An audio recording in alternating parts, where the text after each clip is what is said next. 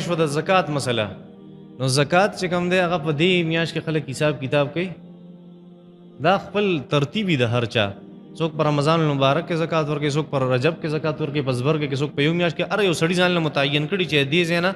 دې ځای پورې دا زما کال له او چې دې تاریخ باندې زما کال پوره شي هغه هر میاشت زه په کې څه ورکوم زکات په ورکوم ښه او د پښتنو داسې یو رواج دی دا ضروري نه دی چې خامخا په دې میاشت کې ضروري وته چا وي ته بیا بدعت وایي ښه یو څه چې شریعت نه ضروري کړی او ته ضروري کې دی ته څه وایي بدعت وایي اوس هم زما شوق دی زه به پینټ شرټ چوم او زه به انګلینډ ته ځم او امریکې ته به ځم د هغې نوکري او د هغې مزدوري به کوم هی په دې ملک کې کمی نشته په دې ملک کې صرف د دې کمی دی چې په قرآن عمل نه کېږي بس نور په دې کمی نشته نو ټایم نشته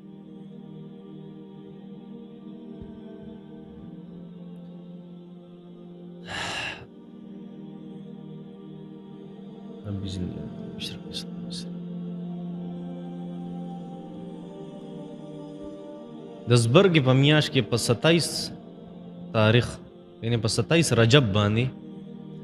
روزه نیول وي په دې کې د 1000 روزو برابر ثواب دی او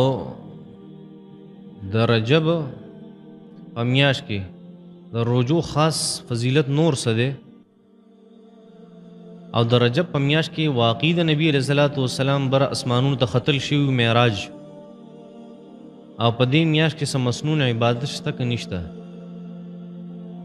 ګوره د رجب میاشت دې ته مونږ زبرګه میاشت وایو دې پسې شعبان دی بیا پسې رمضان المبارک دی دې میاشت کې څه خاص مسنون عمل نشته دې میاشت کې څه خاص مسنون عمل نشته صحابي تپوس کې یا رسول الله د رجب د روزې په باره کې نبی علیہ الصلوۃ والسلام مبارک فرمایل په شعبان کې ونیسا پس کې په شعبان کې نبی علیہ الصلوۃ والسلام منع نه فرمایلا چې په رجب کې منیسا خدای وته وی چې سی وی په شعبان کې تاسو روزه ولې نیسئ کم رمضان ته نږدې ده او روزو چې خاص فضیلت ته هغه د شعبان په میاشت کې راغلی دی په دې ورځو کې څه خاص فضیلت هغه نشته البته دا میاشت دا په هغه عزت والا منها 4 حرم اصلور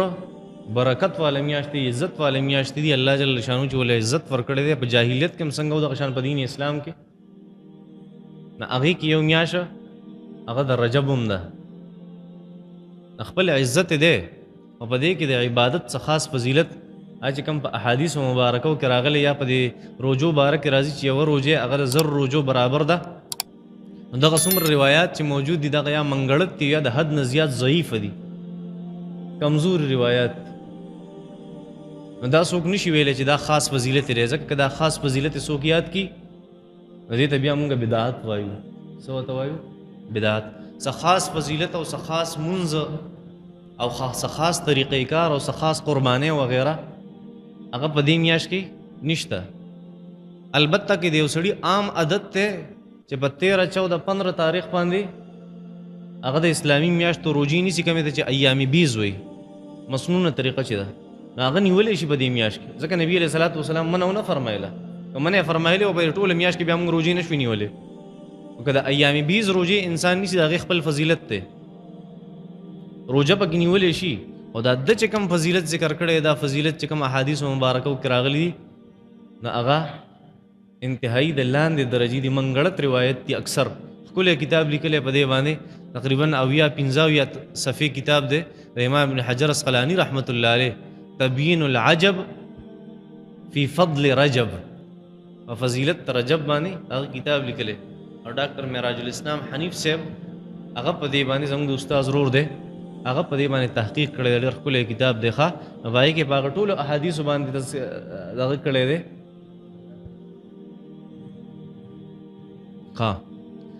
دا یو خبره کوم بیا زکات ته خبرې لرازم دویمه خبره دا کړې ده دا خو دې د فضیلت خبره بل چې په دې میاشت کې نبی علیه الصلاۃ والسلام معراج ته تللی بر اسمانونو ته ختلی دا یو اختلافي مسله ده چې نبی علیه الصلاۃ والسلام په کم کال باندې او په کومه میاشت کې بره تللی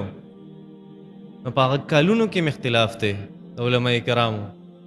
مختلف بعضې وایي چې یاره په 12 د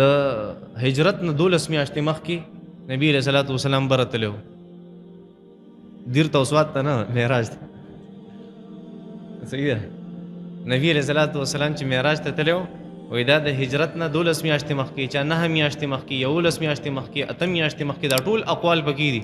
نو کال نه دی متعین، نو میاشت هم نه ده متعین. بعض علماء کرام فرمایي چې رجب په میاشت کې بعض ربیع الاول، بعض ربیع الثاني یادي، بعض رمضان المبارک یادي. دا مختلفې میاشتې راغلي دي. ښه نو څوک دا اگزیکټ نشي ویلی چې یاره نبي علیه صلات وسلام د رجب په میاشت کې بره تللی و. ښه دا پکې یو قول دی صرف. نور